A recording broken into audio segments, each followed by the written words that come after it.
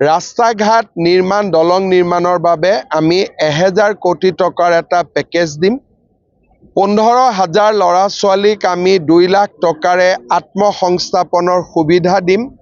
চেন্নাইত এটা বড়োলেণ্ড ভৱন নিৰ্মাণৰ বাবে আমি পুঁজি দিম আৰু বিহু ঝুমুৰ বাগৰুম্বা তিনিওটাকে আমি নতুন দিল্লীলৈ লৈ যাম যাতে ৰাষ্ট্ৰীয় প্ৰেক্ষাপটতো অসমৰ সংস্কৃতি জিলিকি উঠিব পাৰে।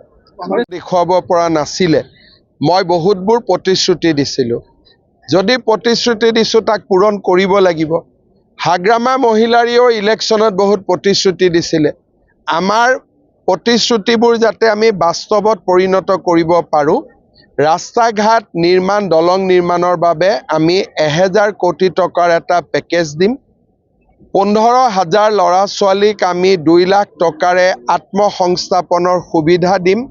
চেন্নাইত এটা বড়োলেণ্ড ভৱন নিৰ্মাণৰ বাবে আমি পুঁজি দিম আৰু বিহু ঝুমুৰ বাগৰুম্বা তিনিওটাকে আমি নতুন দিল্লীলৈ লৈ যাম যাতে ৰাষ্ট্ৰীয় প্ৰেক্ষাপটতো অসমৰ সংস্কৃতি জিলিকি উঠিব পাৰে।